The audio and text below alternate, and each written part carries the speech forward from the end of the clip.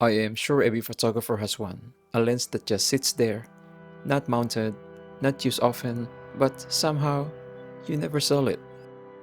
This is about that lens. I was cleaning my camera bag the other day, and I found a lens that I haven't used in months. And yet I already know I'm not selling it. Here's why there's always one lens we keep, even if we barely used it. We like to tell ourselves that gear should earn its place. Use every week, use in every shoot. But some lenses aren't daily tools.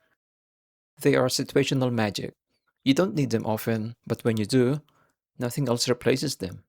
That lens might be tied up to your first paid photo shoot, a trip you'll never forget, the photo that made you believe in yourself, or just a beautiful compact prime that you really wanted to keep.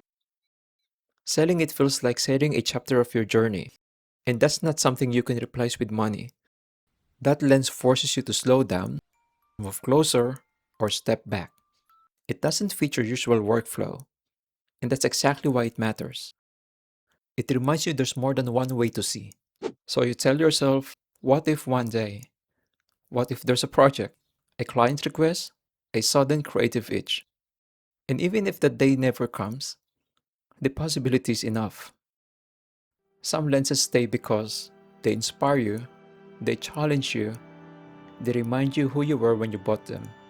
Not everything in your bag needs to be practical. Some things just need to be matter. So yeah, there's always one lens that you don't always use, but you keep it anyway. Because photography isn't just about efficiency, it's about connection.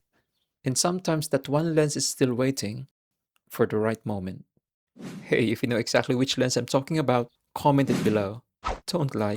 And if you enjoy this, like, share, and subscribe for more honest photography talks. See you in the next one. Cheers.